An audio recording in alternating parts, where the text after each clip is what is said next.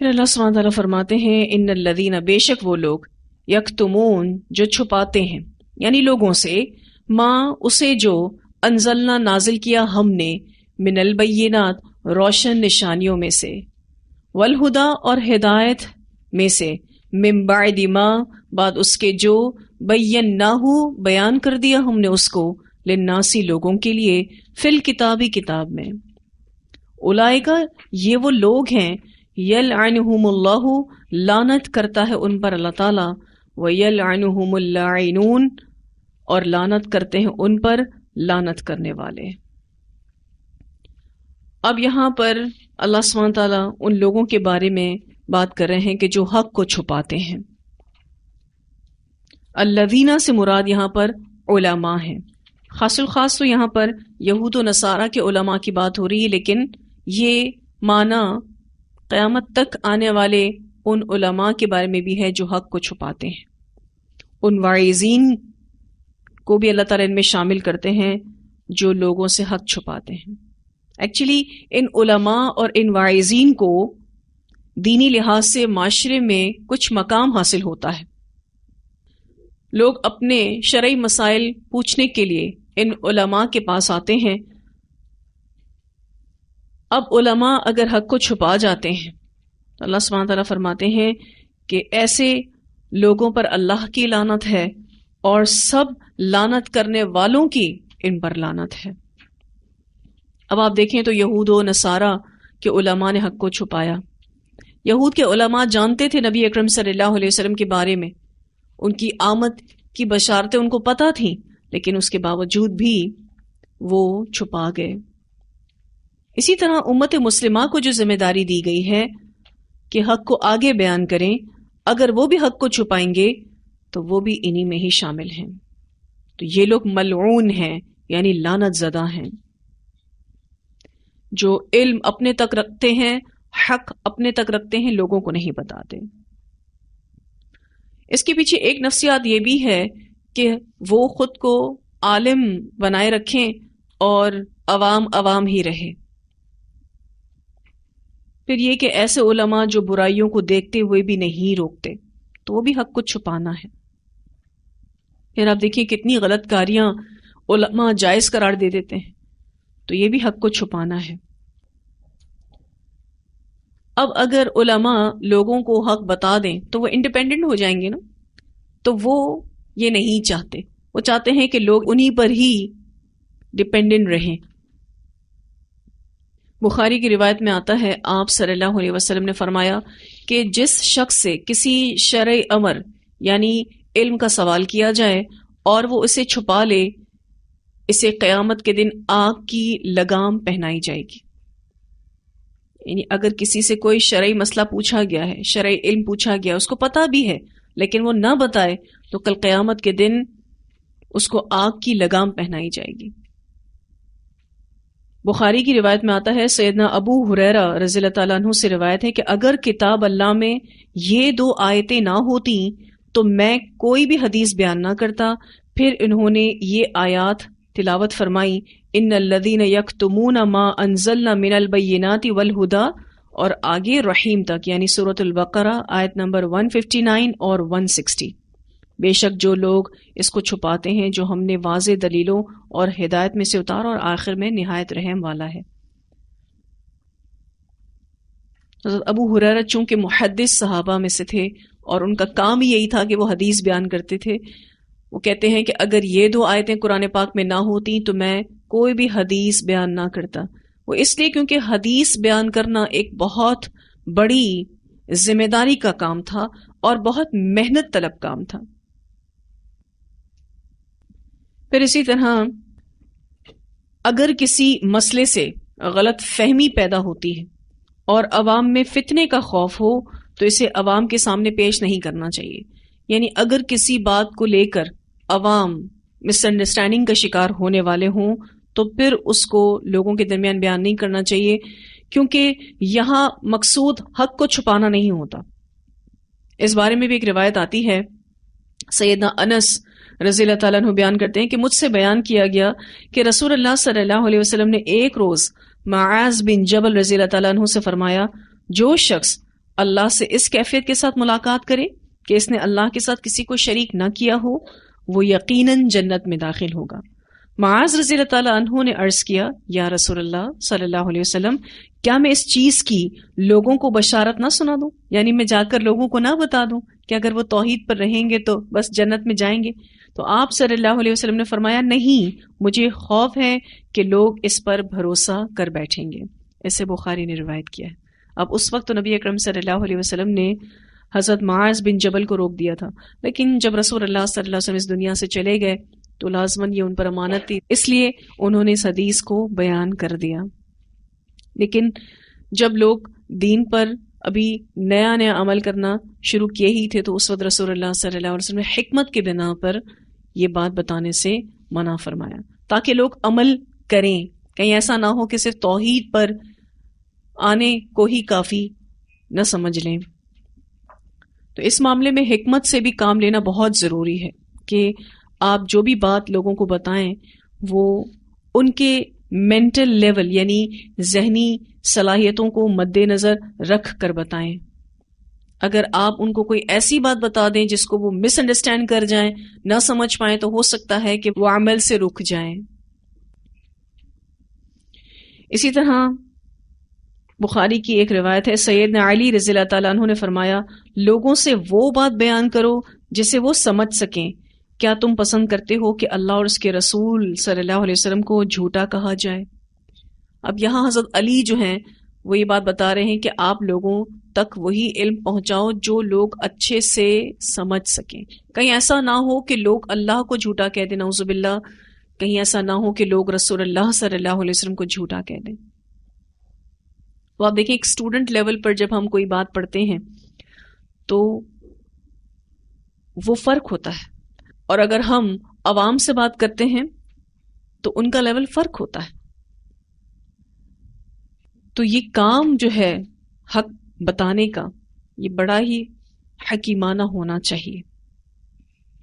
اسی طرح سے ایک اور روایت آتی ہے مسلم کی، سیدنا عبداللہ بن مسعود رضی اللہ تعالیٰ عنہ نے فرمایا کہ تم کسی قوم کو ایسی بات بیان کرو گے جس تک ان کی عقلیں نہ پہنچتی ہوں تو ضرور ہی ان میں سے کسی کے لیے وہ فتنہ بنے گی۔ یعنی اگر ان کی عقلیں اس کو سمجھ نہیں سکیں گی تو وہ بات ان کے لیے فتنہ بن جائے گی۔ تو اگر آپ حکمت کے تحت کسی کو کوئی بات نہیں بتاتے اور آپ پہلے اس بات کو سننے کے لیے تیار کرتے ہیں تو یہ حق کو چھپانا نہیں ہے۔ حق کو چھپانا یہ ہوتا ہے کہ کسی چیز کے بارے میں آپ کو پتا ہو اور فلاں شخص نے آپ سے پوچھا ہو اور آپ اس کو نہ بتائیں۔ اب جیسے یہود علماء کے پاس یہ مشرکین جاتے تھے، پوچھتے تھے کہ نبی اکرم صلی اللہ علیہ وسلم رسول ہیں، نبی ہیں، کہ آپ کی کتابوں میں اس بارے میں کچھ رہنمائی ہے؟ تو وہ منع کر دیتے تھے۔ تو یہ حق کو چھپانا ہے۔ اللہ سبحانہ تعالیٰ نے یہاں پر واضح طور پر بیان کر دیا کہ اگر کوئی بھی حق کو چھپائے گا تو اس پر اللہ کی لعنت ہے اور لعنت کرنے والوں کی بھی لعنت ہے۔ تو جو بات میں ابھی آپ کے سامنے کر رہی تھی کہ دین کا کام کرنے میں حکمت بہت ضروری ہے، کہ ہمارا دین بہت اعتدال کے ساتھ اترا ہے۔ بسا اوقات ہم اس خوف سے کہ کہیں ہماری پکڑ نہ ہو جائے ہر بات بتانے لگتے ہیں، اور اس وقت وہ شخص وہ بات ہضم نہیں کر پاتا، تو بجائے اس کی اصلاح کے بگاڑ شروع ہو جاتا ہے۔ اس لیے اس آیت کو اچھے سے سمجھنا ضروری ہے، کیونکہ اگر حق بھی وقت سے پہلے بتا دیا جائے تو اس سے شر پھیل سکتا ہے، اس سے فساد ہو سکتا ہے، فتنہ بن سکتی ہے وہ بات اس شخص کے لیے۔ پھر اللہ سبحانہ تعالیٰ فرماتے ہیں الا الذین، سوائے ان لوگوں کے، تابو جنہوں نے توبہ کی، یعنی اس کام سے باز آ جائیں، یعنی حق کو چھپانے سے باز آ جائیں، توبہ کر لیں، وَأَصْلَحُوا، اور جنہوں نے اصلاح کی یعنی اپنے اعمال کی اصلاح کر لی، وَبَيَّنُوا، اور جنہوں نے بیان کر دیا یعنی چھپائی ہوئی باتوں کو ظاہر کر دیا، فاولئک تو یہی وہ لوگ ہیں، اتوب علیہم میں مہربان ہوتا ہوں ان پر، وانا التواب الرحیم اور میں بار بار توبہ قبول کرنے والا، بار بار رحم کرنے والا ہوں۔ اب اگر کسی کو خیال آ گیا کہ وہ توبہ کر لے تو اسے توبۃ النصوح کرنی ہوگی، یعنی سچی توبہ کرنی ہوگی۔ سچی توبہ یہ ہے کہ اس کام پر ندامت ہو، وہ کام چھوڑ دے، استغفار کرے اور نہ کرنے کا وعدہ کرے، یہ ہے سچی توبہ۔ اب کسی کو یہ احساس ہو جاتا ہے کہ میں نے جو حق چھپایا مجھے نہیں چھپانا چاہیے تھا، میں اللہ کے حضور توبہ کرتا ہوں، تو اسے توبۃ النصوح کرنی ہوگی، یعنی اس کام پر اس کو شرمندگی ہونی چاہیے، ندامت ہونی چاہیے، پھر وہ کام چھوڑ بھی دے، استغفار کرے اور نہ کرنے کا وعدہ کرے۔ پھر ساتھ ساتھ وَأَصْلَحُوا اپنی اصلاح بھی کرنی ہوگی، جو غلطی کی ہے، جو نقصان کیا ہے اس کو بھرے،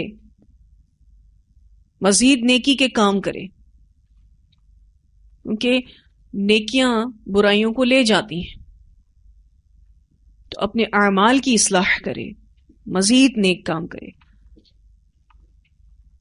اور تیسرا کام جو کرنا ہوگا وَبَيَّنُوا بیان بھی کرنا ہوگا، حق کو بیان کرنے میں جو غفلت کی، جو کوتاہی کی، اب اس کو صحیح طور پر بیان کرے، جو چھپایا اس کو ظاہر کرے۔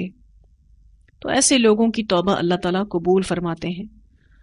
گو کہ گناہ بہت بڑا تھا، کتمان حق کا کوئی معمولی گناہ نہیں تھا، لیکن کوئی سچی توبہ کرے تو اللہ بڑے سے بڑے گناہ کو معاف کرنے پر قادر ہے۔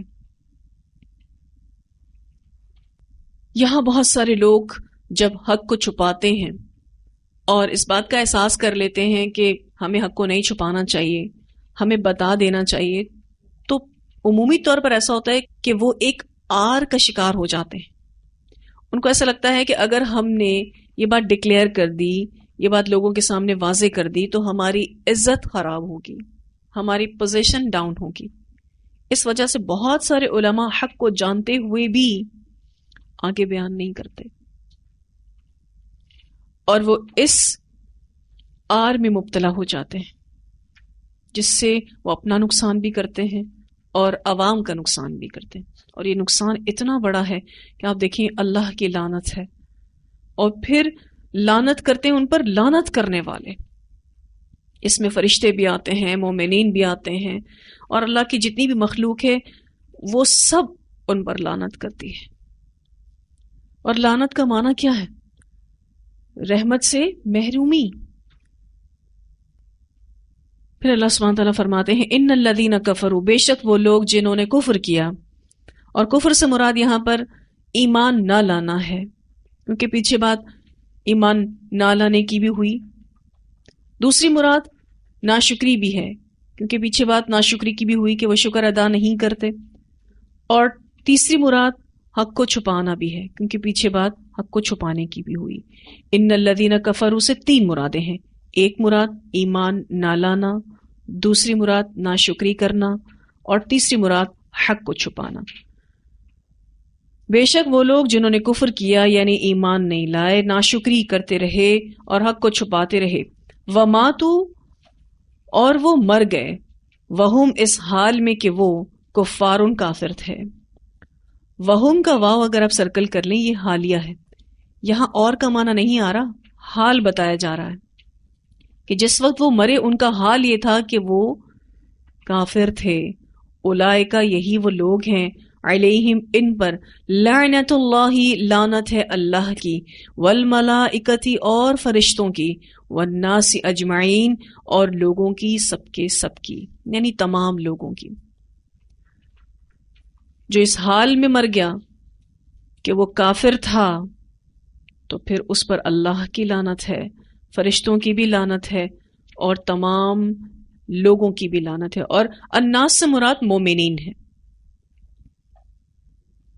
اور لعنت کا معنی جیسے کہ ابھی میں نے بتایا کہ رحمت سے محرومی، یا پھر کسی کو ناراضگی کی بنا پر دور کر دینا، دھتکار دینا، تو اللہ ان کو اپنی رحمت سے دور کر دے گا، اللہ ان سے ناراض ہو جائے گا، اللہ کی لعنت آتی ہے ان پر۔ اسی طرح سے فرشتے بھی ایسے شخص پر لعنت کرتے ہیں، اور مومنین کی بھی ان پر لعنت آتی ہے۔ خالدین فیہا، ہمیشہ رہنے والے ہیں اس میں، کس میں؟ جہنم میں۔ لا یخفف عنہم العذاب، نہیں ہلکا کیا جائے گا ان سے عذاب، ایک پل کے لیے بھی ان سے عذاب ہلکا نہیں کیا جائے گا، کسی قسم کی تخفیف، بریک ان کو نہیں ملے گا۔ ولا ہم، اور نہ وہ ینظرون، مہلت دیے جائیں گے، نہ توبہ کی مہلت ملے گی، نہ معذرت کرنے کی مہلت ملے گی۔ اب یہاں ان لوگوں کی بات ہو رہی ہے جو کفر پر مر گئے، تو اللہ سبحانہ تعالیٰ کی، فرشتوں کی اور تمام مومنین کی لعنت اس پر آتی ہے، اور وہ جہنم میں ہمیشہ رہیں گے، اور ان کو ایسا عذاب دیا جائے گا جو بڑا سخت ہوگا، اور اس عذاب سے ان کو کوئی تخفیف نہیں ملے گی اور نہ ہی ان کو کوئی مہلت دی جائے گی۔ لیکن یہاں سے مراد کوئی مسلمان نہیں ہے، ٹھیک ہے نا؟ عمومی طور پر بہت سارے لوگ اپنی طرف سے کسی کے بارے میں گمان کر کے کہتے ہیں کہ یہ تو جہنم میں ہی جائے گا۔ ایسی بات ہم نہیں کر سکتے، ٹھیک ہے؟ اس آیت میں اس شخص کی بات ہو رہی ہے جو کفر پر مرا، اور اس بارے میں اللہ ہی بہتر جانتا ہے۔ ہم کسی مسلمان کے بارے میں ایسی بات نہیں کر سکتے، خواہ اس کا کافرانہ عمل کتنا ہی ہم پر واضح ہو۔ ہمیں نہیں معلوم کہ مرنے سے پہلے اس نے سچی توبہ کر لی ہو سکتا ہے کہ اس کے دیگر نیک اعمال کی بنا پر اللہ تعالیٰ اسے معاف کر دے، ہو سکتا ہے۔ تو ہمیں کسی کے بھی انجام کو ڈسکس کرنے کی ضرورت نہیں ہے، کیونکہ ہمارے ہاں یہ عام نفسیات ہے کہ لوگ کفر کے فتوے لگاتے ہیں۔ ہمیں نہیں معلوم جو شخص مرا ہے وہ کس حال میں مرا ہے۔ ہاں، یہ بات عمومی طور پر آپ کہہ سکتے ہیں کہ اگر کوئی شخص کفر پر مرا ہے تو اس کا انجام یہ ہے، لیکن کسی پرٹیکولر انسان کے بارے میں ہم اس طرح کے فتوے نہیں لگا سکتے۔ نہ آپ کسی کے بارے میں جنت کی کنفرمیشن دے سکتے ہیں، نہ آپ کسی کے بارے میں جہنم کی کنفرمیشن دے سکتے ہیں۔ یہ کام صرف اور صرف اللہ سبحانہ تعالیٰ کا ہے، ہمارا نہیں ہے کہ ہم یوں فیصلے کرتے پھریں یا یہ فتوے لگاتے پھریں۔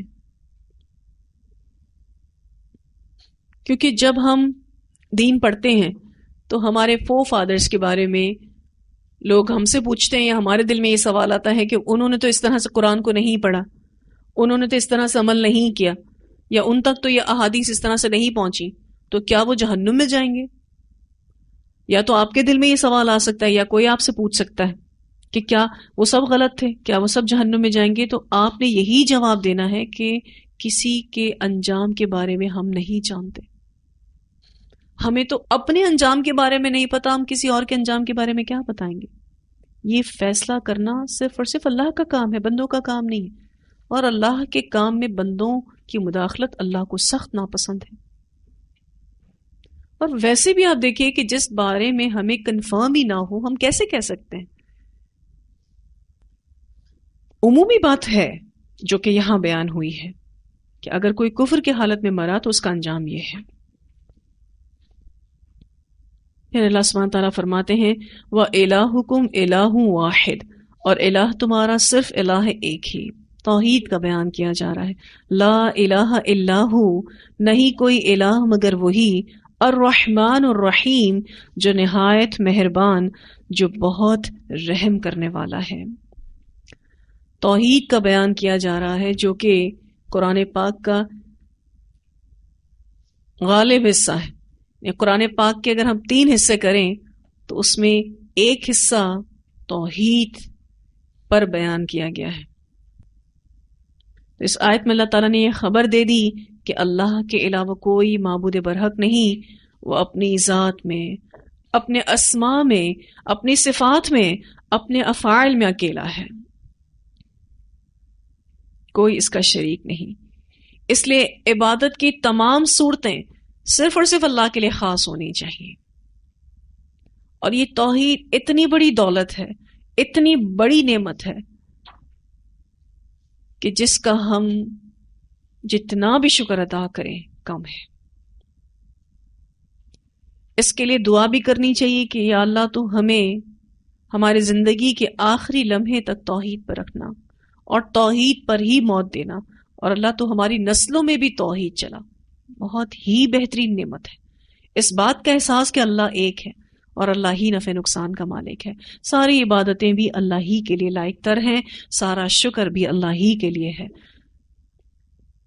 تو انسان بہت سارے اندیشوں سے، بہت سارے خوف سے، بہت ساری پریشانیوں سے نکل آتا ہے، اور پھر اس کا اللہ کے ایک ایک حکم پر عمل کرنا بھی آسان ہو جاتا ہے کیونکہ وہ اللہ کی عظمت کو پہچان گیا ہوتا ہے. تو اس رکوع کا جو اختتام ہو رہا ہے، اور یہاں الحمدللہ ہمارا لیسن بھی ختم ہو رہا ہے بہت ہی اہم میسج کے ساتھ، وَإِلَٰهُكُمْ إِلَٰهٌ وَاحِدٌ لَا إِلَٰهَ إِلَّا هُوَ الرَّحْمَٰنُ الرَّحِيمُ. ویسے بھی آپ دیکھیں تو لا الہ الا اللہ کوئی عام سٹیٹمنٹ نہیں. جس نے اس کو پڑھ لیا وہ مسلمان شمار ہوتا ہے، اور جو اس کا انکار کرے وہ کافر شمار ہوتا ہے. یہ اتنا بہترین ذکر ہے کہ اگر آپ اس کو دن میں 100 بار پڑھ لیں تو مسند احمد کی روایت میں آتا ہے کہ آپ سے زیادہ عمل میں کوئی آگے ہے ہی نہیں، الا یہ کہ کسی نے اس کو اس سے زائد بار پڑھا ہو. اگر آپ دن میں 100 بار لا الہ الا اللہ پڑھ لیتے ہیں تو آپ عمل میں سب سے ٹاپ پر ہیں. آپ سے اوپر کون جا سکتا ہے؟ جس نے 100 سے زائد بار پڑھا ہو، کیونکہ اللہ کو یہ کلمہ بہت پسند ہے. اس کلمے میں اتنی تاثیر ہے. جب آپ کہتے ہیں نا لا الہ، نہیں کوئی الہ الا ہو مگر وہی، یعنی اللہ تعالی، تو اس میں جو الفاظوں کی ترکیب ہے، اس ترکیب کو عربس بہت اچھے سے سمجھتے تھے. یہ لا بھی کوئی معمولی لا نہیں ہے، یعنی وہ تمام شرک کا رد اس لا میں موجود ہے. اس کو لا نفی جنس کہتے ہیں. یعنی جب عربوں کے سامنے یہ کہا گیا لا الہ، نہیں کوئی الہ، یعنی تمام بت جو تم نے بنا رکھے ہیں ان سب کی نفی، تمام شرکوں کی نفی. نہیں کوئی الہ الا اللہ، سوائے اللہ کے. بہت بھاری تھا ان کے لیے یہ کلمہ. اس کلمے کی بڑی تاثیر ہے. اس کلمے کو کوئی نہیں کہتا، کوئی نہیں مانتا تو کافر ہے، اس کے لیے جہنم ہے، اور جو مان لے تو اس کے لیے جنت ہے، مسلمانوں میں شمار ہوتا ہے. پھر انشاءاللہ جو اگلا لیسن ہمارا شروع ہوگا اس میں توحید کے دلائل بیان ہوں گے. تو یہاں الحمدللہ ہمارا یہ لیسن مکمل ہوا. اتنی آیات کی تلاوت سنتے ہیں. الذین اذا اصابتهم مصیبۃ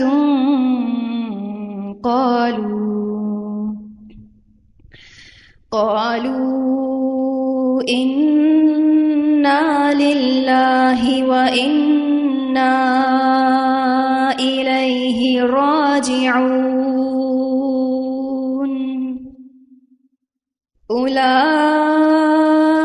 علیہم صلوات من ربهم ورحمہ وَأُولَئِكَ هُمُ الْمُهْتَدُونَ. إِنَّ الصَّفَا وَالْمَرْوَةَ مِن شَعَائِرِ اللَّهِ فَمَنْ حَجَّ الْبَيْتَ أَوِ اعْتَمَرَ فَلَا جُنَاحَ عَلَيْهِ أَنْ يَطَّوَّفَ بِهِمَا وَمَنْ تَطَوَّعَ خَيْرًا فَإِنَّ اللَّهَ شَاكِرٌ عَلِيمٌ. إن الذين يكتمون ما أنزلنا من البينات والهدى من بعد ما بيناه للناس في الكتاب أولئك يلعنهم الله ويلعنهم اللاعنون إلا الذين تابوا وأصلحوا وبينوا فأولئك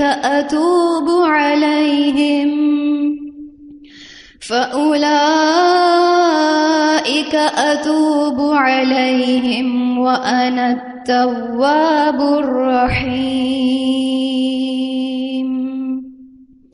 إن الذين كفروا وماتوا وهم كفار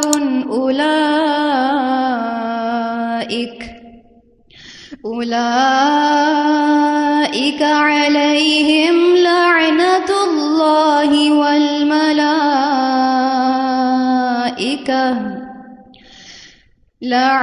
الله والملائكة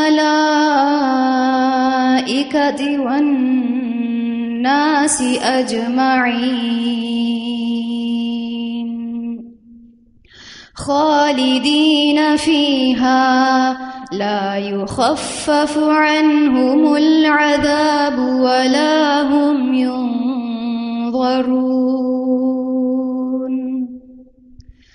وإلهكم إله واحد لا إله إلا هو الرحمن الرحيم.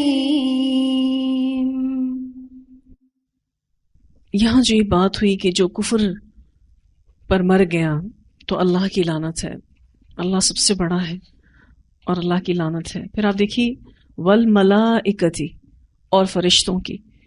کتنے فرشتے ہیں اللہ تعالیٰ کے پاس،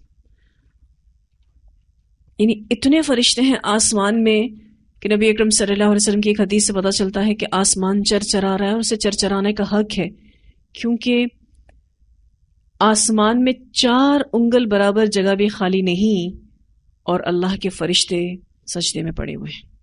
کوانٹٹی کتنی ہے فرشتوں کی. پھر آپ دیکھیے بڑے بڑے فرشتے، جبرائیل امین جو فرشتوں کے سردار ہیں، پھر اسی طرح سے میکائیل، اسرافیل، پھر ملک الموت، بڑے بڑے فرشتوں کے نام آتے ہیں. کتنے فرشتے ہیں اس جند کی تعداد تو اللہ ہی جانتا ہے. پھر تمام کے تمام مومنین جو آدم علیہ السلام سے لے کر نبی اکرم صلی اللہ علیہ وسلم تک آئیں گے، ان سب کی بھی لعنت. کفر کرنے کی سزا، اللہ کو نہ مانا، ناشکری کی، یا پھر حق کو چھپایا. اللہ ہمیں کفر کرنے سے بچائے، کیونکہ ایمان جہاں آپ کو بہت بلیسڈ کرتا ہے نا، اللہ سبحانہ تعالیٰ کی رحمتیں ملتی ہیں، فرشتوں کی بھی دعائیں ملتی ہیں، مومنین کی بھی دعائیں ملتی ہیں، جنت بھی ملے گی انشاءاللہ. وہاں اس کا آپ اپوزٹ دیکھیے، ایک انجام کتنا خوبصورت ہے جو کہ ایمان کے ساتھ جڑا ہے، اور ایک انجام کتنا بھیانک ہے جو کفر کے ساتھ جڑا ہے. اس لیے اپنے ایمان کو بڑھاتے رہنا چاہیے، اس کے لیے دعا بھی کرنی چاہیے، کیونکہ ہمارا ایمان ایک حدیث کے مطابق پتہ چلتا ہے کہ بوسیدہ ہوتا رہتا ہے. آپ صلی اللہ علیہ وسلم نے فرمایا اس کو تر و تازہ کرنے کی دعا کیا کرو کہ اللہ تو ہمارے ایمان کو تر و تازہ رکھ، کیونکہ جتنا ایمان فریش ہوگا نا اتنا عمل اسٹرانگ ہوتا ہے. اسی لیے آپ دیکھیے کہ اللہ سبحانہ تعالیٰ بارہا قرآن پاک میں یا ایھا الذین آمنوا کہہ کر ایمان کو بڑھاتے ہیں، یعنی ایمان والوں کو مخاطب کر کے ان کا ایمان بڑھاتے ہیں اور ان کو یہ بتانا چاہتے ہیں کہ آگے جو عمل آ رہا ہے، آگے جو بات کی جا رہی ہے، ایسا کرو کیوں، یہ تمہارے ایمان کا تقاضا ہے، تمہارے ایمان کی ڈیمانڈ ہے. اور ایمان سٹل چیز نہیں ہے کہ ایک دفعہ بڑھ گیا تو وہیں پر جا کر سٹاپ ہو جاتا، نہیں، یہ اوپر نیچے ہوتا رہتا ہے، اور یہ بات ہم سب محسوس کرتے ہیں. ایمان کو جانچنے کے لیے جو بہترین تھرمامیٹر وہ کیا ہے؟ نماز. جب آپ اپنی نمازوں میں بہت لطف محسوس کریں اس کا مطلب یہ کہ آپ ایمان کی بہت اچھی حالت پر ہیں. اور اگر نمازوں میں خشوع کم ہو رہا ہے، اس کے اندر توجہ کم ہو رہی ہے، اس کے ساتھ رغبت کم ہو رہی ہے، اس کا مطلب ایمان میں نقص آ رہا ہے، اس کو ٹھیک کرنے کی ضرورت ہے. اسی پارے کے شروع میں آپ دیکھتے ہیں کہ نماز کے لیے لفظ ایمان استعمال ہوا ہے. جہاں اللہ تعالیٰ یہ بیان کرتے ہیں کہ اللہ تمہارے ایمان کو ضائع نہیں کرے گا، تو مراد نماز ہے، کیونکہ نماز ہی بہترین چیکنگ ہے ایمان کی. اللہ تعالیٰ ہم سب کو بہتر عمل کرنے کی توفیق عطا فرمائے. وآخر دعوانا ان الحمد للہ رب العالمین. سبحانک اللہم وبحمدک نشہد ان لا الہ الا انت نستغفرک ونتوب الیک. سبحان ربک رب العزۃ عما یصفون وسلام علی المرسلین والحمد للہ رب العالمین. الہی آمین.